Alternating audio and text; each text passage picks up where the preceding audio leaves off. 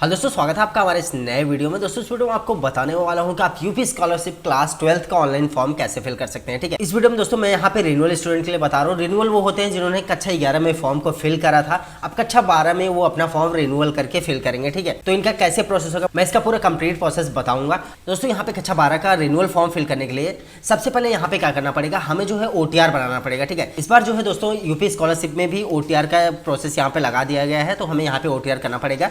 ठीक है, तो OTR बहुत छोटा सा है। OTR करने के लिए सबसे पहले OTR पंजीकरण करना है, इस पे क्लिक करना है आपको। फिर इसके बाद यहाँ पे कुछ डिटेल आती है, देन आपको यहाँ पे नीचे आई हैव रीड पे चेक मार्क करना है। इसके बाद प्रोसीड बटन पे क्लिक करना है। जैसे आप प्रोसीड बटन पे क्लिक करेंगे यहाँ पे हमारा 3 स्टेप में फॉर्म कंप्लीट होगा, 3 स्टेप में हमारा OTR होगा। सबसे पहले यहाँ पे आपको अपना जात समूह बताना पड़ेगा, आप कौन सी कैटेगरी से आते हैं।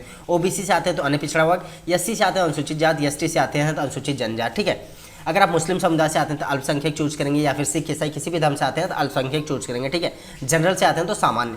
तो चलिए हम यहाँ पे अभी OBC का करें तो OBC चूज करेंगे। इसके बाद यहाँ पे आपको अपना मोबाइल नंबर डालना है। ठीक है, देन ये जो कैप्चा देख रहे हैं, कैप्चा डाल के जनरेट OTP पे क्लिक करना है। जनरेट OTP पे क्लिक करते OTP आपके मोबाइल नंबर पे जाएगी, OTP आपको यहाँ पे डालना है। देन जो कैप्चा देख रहे हैं, कैप्चा डाल के वेरीफाई OTP पे क्लिक करना है। जैसे आप वेरीफाई करेंगे, वेरीफाई करने के बाद यहाँ पे आप देखेंगे आधार नंबर डालने का ऑप्शन आता है, तो यहाँ पे आपको कैंडिडेट का आधार नंबर डालना है। देन ये जो कैप्चा दिख रहा है, कैप्चा यहाँ पे डाल के सबमिट पे क्लिक करना है। जैसे आप सबमिट करेंगे यहाँ पे आप देखेंगे आपके आधार कार्ड में जो भी डेटा है वो यहाँ पे आ जाता है, आपकी फोटो, नाम, सिग्नेचर। ठीक है, एक बार आपको मैच करना है। अगर आपको लगता है कुछ भी चेंज करना है, इसमें आपने आधार कार्ड में कुछ भी चेंज कराया है तो आपको री-KYC ई-KYC अपडेट डिटेल पे क्लिक करके री-KYC कर लेना है। डिटेल आने के बाद यहाँ पे क्या करना है, आपको वेरीफाई ई-KYC डिटेल पे क्लिक करना है। जैसे आप ई-KYC डिटेल पे क्लिक करेंगे यहाँ पे आपके आधार से रजिस्टर्ड मोबाइल नंबर पे एक OTP जाएगी, OTP आपको यहाँ पे डालना है। इसके बाद वेरीफाई OTP पे क्लिक करना है। जैसे आप OTP को वेरीफाई करेंगे यहाँ पे आप फाइनल स्टेप में आ जाएंगे, फाइनल OTR में। ठीक है, यहाँ पे क्या करना है, आपको कैंडिडेट के पेरेंट्स नाम डालना है। ठीक है, सबसे पहले यहाँ पे पिता का नाम, इसके बाद यहाँ पे माता का नाम, देन आपको अपनी ईमेल आईडी यहाँ पे डालनी पड़ेगी। देन ये जो कैप्चा दिख रहा है, कैप्चा डाल के सबमिट पे क्लिक करना है। जैसे आप सबमिट करेंगे आप देखेंगे यहाँ पे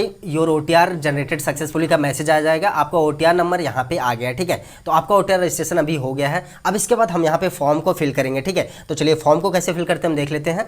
दोस्तों अब यहाँ पे फॉर्म को फिल करने के लिए हमें यहाँ पे होम बटन दिख रहा होगा। ठीक है, जस्ट आपको होम बटन पे क्लिक करना है। जैसे आप होम बटन पे क्लिक करेंगे आप यहाँ पे होम पेज पे आ जाएंगे। ठीक है, अब हमारा यहाँ पे जो है OTR बन चुका है। ठीक है, अब यहाँ पे हम फॉर्म को फिल करेंगे।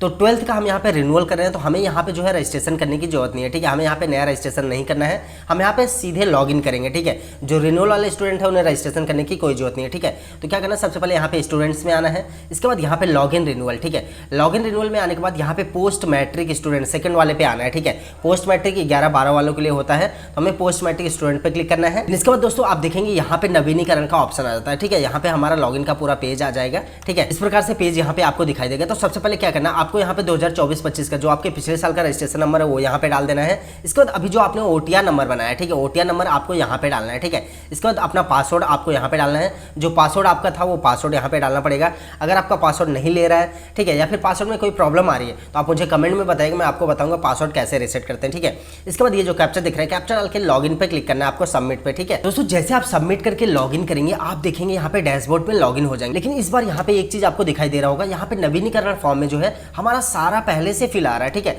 हमें यहाँ पे कुछ चेंज करने का ऑप्शन ही नहीं आ रहा है। ठीक है, इसके पहले वाले साल में क्या था, हमें यहाँ पे नवीनीकरण आवेदन पत्र को संशोधित करें। ठीक है, इस पे क्लिक करके हमें जो है क्लास 11 में हमने कितना नंबर पाया था, ठीक है, वो चीज़ें डालनी पड़ती थी। और कक्षा 12 में हम अभी गए हैं वो चीज़ यहाँ पे चेंज करनी पड़ती थी। और कक्षा 12 का जो एडमिशन डेट है वो यहाँ पे चेंज करना पड़ता था। ठीक है, तो इस बार जो है यहाँ पे वेबसाइट में चेंज कर दिया गया, हमें कुछ करना ही नहीं है। पूरा 7 के 7 स्टॉप आप देखेंगे यहाँ पे हो रहेगा। ठीक है, आपका पूरा कंप्लीट रहेगा। तो अभी यहाँ पे क्या करना है, आपको सीधे यहाँ पे संस्थागत आवेदन प्रिंट करें, इस पे क्लिक करना है। तो जैसे आप इस पे क्लिक करेंगे आप देखेंगे यहाँ पे हो सकता है आपका सीधे प्रिंट आउट आपके सामने आ जाए, या फिर इस प्रकार से आपका एरर भी आ सकता है वी आर सॉरी करके। ठीक है, अगर वी आर सॉरी आता है तो कोई प्रॉब्लम नहीं है। चलो हम होम पेज पे यहाँ पे जाते हैं। ठीक है, दोबारा से अगर आपके साथ ऐसा होता है होम पेज पे जाना है। होम पेज पे जाने के बाद दोस्तों यहाँ पे स्टूडेंट्स पे आना है। इसके बाद लॉगिन रिन्यूअल, देन यहाँ पे दोबारा से हमें पोस्ट मैट्रिक स्टूडेंट पे आना है। ठीक है, यहाँ पे आने के बाद सेम वही सारी चीजें हमें यहाँ पे अपना रजिस्ट्रेशन नंबर, OTR नंबर, इसके बाद पासवर्ड और कैप्चा डाल के यहाँ पे सबमिट करके लॉगिन कर लेना है। तो जैसे आप लॉगिन करेंगे आप दोबारा से यहाँ पे डैशबोर्ड में लॉगिन हो जाएंगे। अब यहाँ पे क्या करना है, हमें दोबारा से यहाँ पे प्रिंट आउट निकालना है। ठीक है, क्योंकि हमारा पहली बार में यहाँ पे एरर आ गया था।